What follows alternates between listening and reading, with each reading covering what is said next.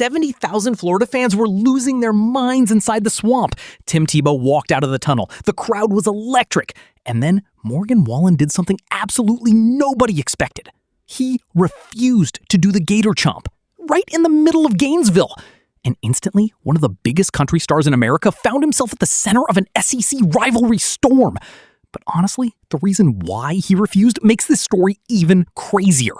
Before we jump in, hit that subscribe button and turn on notifications because Outkick brings you the wildest crossover stories in sports, music, and culture every single week. Now let's get into it. To understand why this moment exploded online, you need to understand SEC football culture. This wasn't just a concert moment. This was Florida versus Tennessee. Tim Tebow isn't just a former player in Gainesville. He's basically football royalty. The Heisman winner led the Florida Gators to 2 national championships and became one of the most iconic athletes in college football history. And here's the painful part for Tennessee fans. During Tebow's career from 2006 to 2009, Florida went 4-0 against the Volunteers. Absolute domination. So when Tebow walked through that tunnel and flashed the famous Gator Chomp toward Morgan Wallen, everybody in the stadium expected Wallen to join in. Instead, he looked at Tebow, smiled, shook his head, and kept his hands down. The crowd lost it. Now, you might think this created real drama between the two, but wait until you hear how Wallen responded afterward and how Steve Spurrier completely changed the story on night 2. See, Morgan Wallen isn't just some random celebrity visiting Gainesville. He's Tennessee to the core. Wallen grew up in Sneedville, Tennessee, graduated from Gibbs High School, and has been a lifelong Volunteers fan. In fact, his song, The Way I Talk, literally plays inside Neyland Stadium between the 3rd and 4th quarters while thousands of Tennessee fans scream the lyrics. That's not just fandom, that's SEC identity. Real question for you guys. Did Wallen make the right call by staying loyal to Tennessee? Or should a guest just embrace the home crowd and do the gesture anyway? Drop your answer in the comments right now because SEC fans are definitely going to debate this one. He even released a song called Tennessee Fan, celebrating one of college football's fiercest rivalries.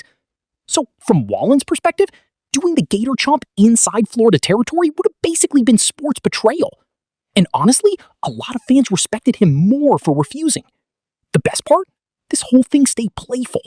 After the concert, Wallen joked online about still having bad memories of Tebow wearing number 15. And Tebow fired right back, saying the night would have been perfect if Wallen had just done the chomp. Honestly, this is peak SEC energy. 2 legends from completely different worlds, football and country music, keeping one of college football's greatest rivalries alive in front of 70,000 people. But somehow, night 2 got even better. If night 1 felt like SEC warfare, night 2 felt like a masterclass in Southern diplomacy because Morgan Wallen brought out a surprise guest nobody saw coming, the legendary Steve Spurrier. Fans spent all day guessing who Wallen would walk out with next. Some predicted current Florida coaches, others thought maybe an NFL star.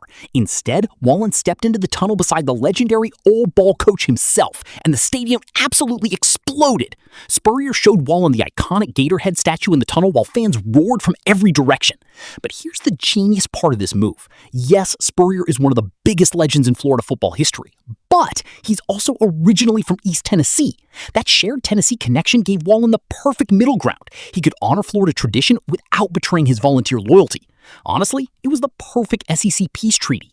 And this entire moment proves something huge about sports and entertainment today. Fans don't just want celebrities showing up for publicity anymore. They want authenticity.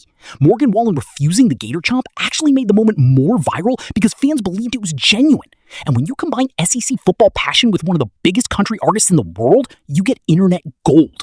Wallen's 2-night Florida residency became one of the hottest stories online, especially after he crossed over 30 billion Spotify streams, becoming the first country artist ever to hit that milestone. That's massive.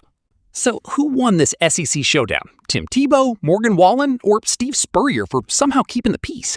Drop your take in the comments. And if you love stories where sports, music, and culture so you never miss the next Outkick breakdown, we'll see you in the next one.